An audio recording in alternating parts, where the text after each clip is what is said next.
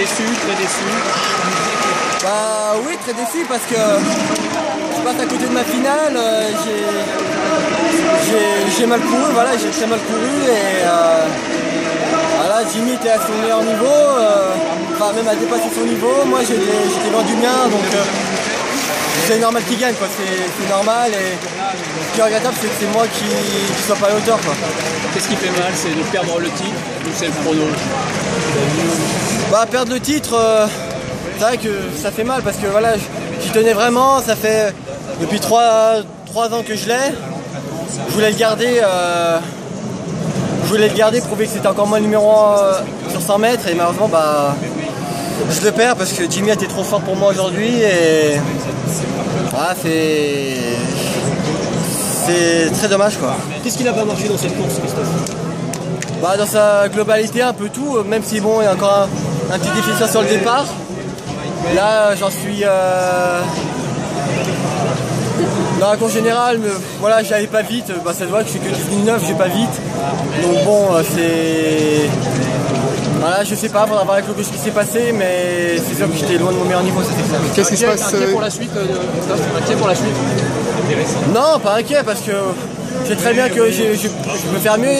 Je vais prouver à la Coupe d'Europe alors qu'il y avait une concurrence à peu près européenne en sortant d'un voyage. Donc je me dis que je peux aller plus vite.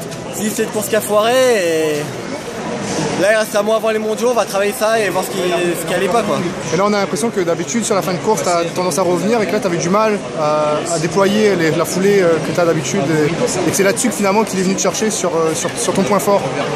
Ouais, bah oui, il a pris déjà un bon ascendant sur le départ. Et puis, je pensais que j'allais continuer à courir en espérant que ça allait de plus en plus vite. C'est ce qui s'est passé, sauf que Jimmy aussi allait de plus en plus vite, donc du coup c'était très difficile pour le rattraper. Ouais. Est-ce que vous pouvez remettre tout dans l'ordre dans les quelques semaines qui restent avant les mondiaux?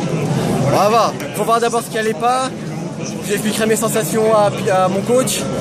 Lui il va me dire ce qu'il en pense. Je pense que dans un mois, si on travaille bien, ça peut peut-être le faire. Là je vais voir demain le 200, essayer de me retrouver un peu, essayer de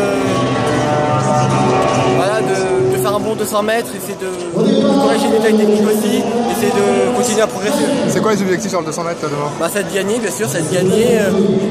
Et après le chrono en finale, si je donne à fond et que je règle mes preuves techniques, peut-être que je peux être aux alentours de mon record de cette saison et essayer pourquoi pas faire plus. Hein. Ton départ en série n'était pas fantastique, c'était déjà le cas un peu au meeting Areva. Est-ce que c'est quelque chose que tu travailles en ce moment? Bah, je travaille tout, je veux dire, bien sûr je travaille le départ, comme je travaille la mise en action, comme je travaille l'accélération, enfin je travaille tous les domaines. Le départ ça fait partie de la course, donc je travaille aussi comme n'importe quel point technique.